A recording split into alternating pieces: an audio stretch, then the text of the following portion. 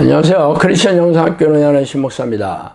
오늘은 당신의 인생은 안녕하십니까? 라는 제목으로 한번 생각해 보도록 하겠습니다.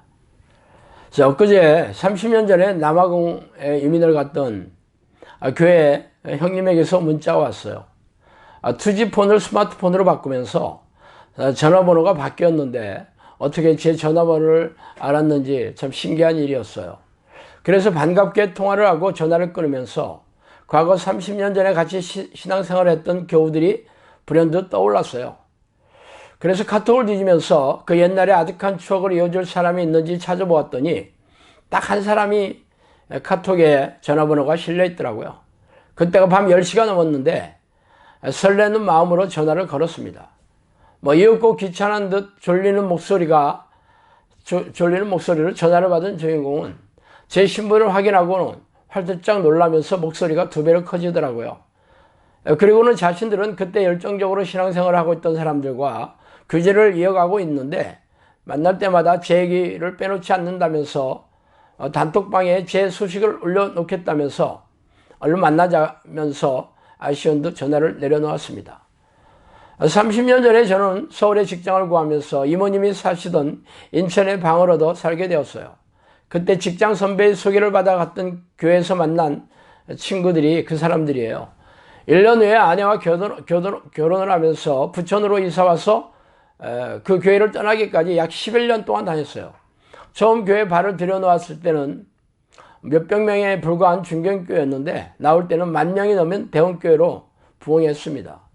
교회가 부흥하면서 많은 이들이 소문난 교회를 찾아 들어왔고 갖가지 교회 봉사를 하면서 적지 않은 교우들과 친분을 맺고 열정적인 신앙생활을 해왔습니다. 그때 친하게 지나던 교우들은 교회 일이라면 만세를 제쳐놓고 뜨거운 열정으로 똘똘 뭉친 사람들이었어요. 그러나 저는 사업에 일찍 실패하는 바람에 부모 형제가 살던 대전으로 내려가면서 그들과의 관계가 끊어졌죠. 기억이 가물가물한 사람들의 이름을 불러내면서 한 사람씩 안부를 물어보았더니 불행한 사건 사고로 이 땅을 떠난 이들이 2명이나 있었고 기도하다가 뇌졸중으로 쓰러진 개척교회 목사님 형님도 목회자 형님도 있었고 암으로 고생하다가 겨우 회복한 형제도 있었으며 다른 이들도 그곳을 떠나 이사가서 지금은 그럭저럭 살고 있다고 전해주더라고요. 그러나 그들 중에서 영혼이 즐겁고 삶이 행복하다는 이들의 소식은 없었습니다. 과거에 그토록 뜨겁게 신앙생활을 하며 하나님을 섬겼는데 30년이 흐른 지금 영혼과 삶의 열매가 없이 하나님을 모르는 세상사람과 진대 없이 먹고 사는 것도 힘들며 불행한 사건 사고와 각종 성인병에 시달리면서 인생이 세잔해져가고 있더라고요. 이렇게 하나님을 열정적으로 섬긴 대가가 왜 이런 것이었을까요? 저는 30대 초반에 사업에 실패하면서 인생 실패자가 된 게 우연히 그런 게 아니라 다른 이들도 대부분 저희 인생과 별 다름없이 고단하고 팍팍하게 살고 있었던 것입니다. 지금이야 제가 그 이유를 잘 알게 되었지만 그들은 왜 자신의 영혼이 건조하고 삶이 곤고한지 알고 있기나 할까요?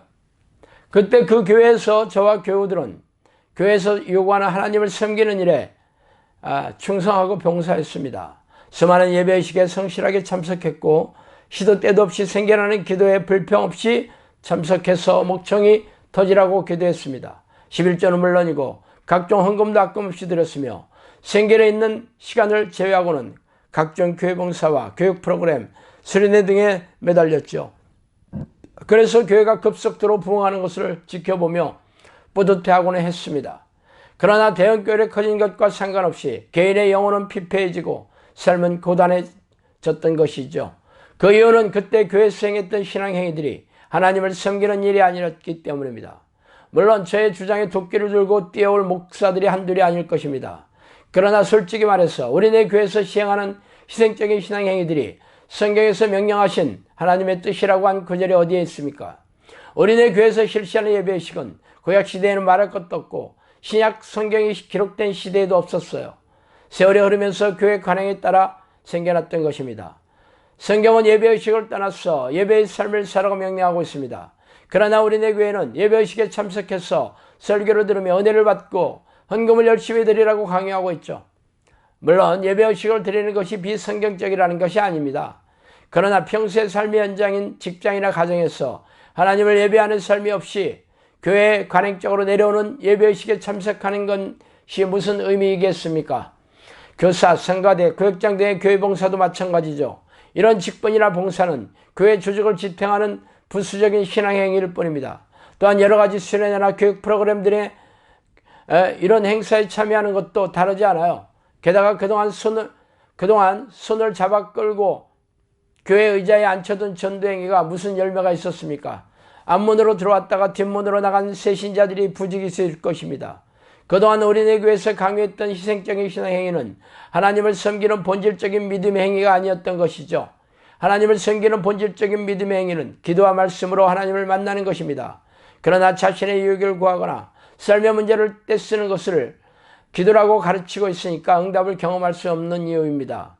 그래서 지금은 기도 자리에 사람들을 찾아볼 수가 없죠. 기도란 하나님과 깊고 친밀하게 만나는 통로입니다.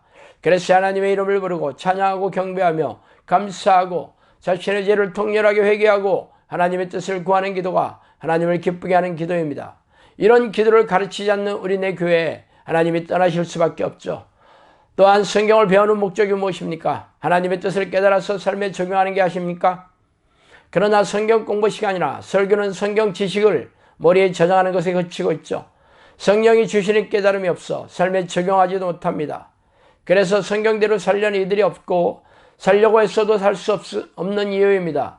이렇게 우리네 교회에서 하나님을 만나는 기도와 말씀으로 섬기는 법을 잊어버렸기에 교인들은 교회에서 시키는 각종 희생적인 신앙행위를 열정적으로 해도 영혼이 건조하고 삶이 고단하고 팍팍한 이유입니다.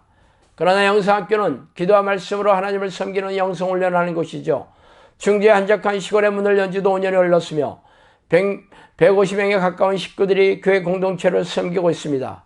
그들은 이전 교회에서 열정적으로 교회와 목회자를 섬겼지만 영혼이 피폐하고 삶이 고단해서 영성학교까지 흘러오게 된 것이죠.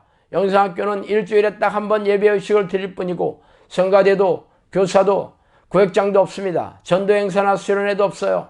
오직 성령과 동행하는 기도 습관을 드리는 일에 몰두할 뿐입니다. 그래서 영성학교 식구들의 영혼과 삶에 어떤 변화가 있는지 궁금하지 않으세요? 하나님을 만나는 기도와 말씀으로 섬기기만 하면 기적이 일어나며 고질병이 치유되고 가정이 회복되고 삶이 행복해지고 있습니까? 아니라면 시골에까지 많은 사람들이 교회 공동체로 섬기고자 영성학교로 전국 각지에서 찾아올 이유가 없겠죠. 자, 오늘은 여기까지 하겠습니다. 감사합니다.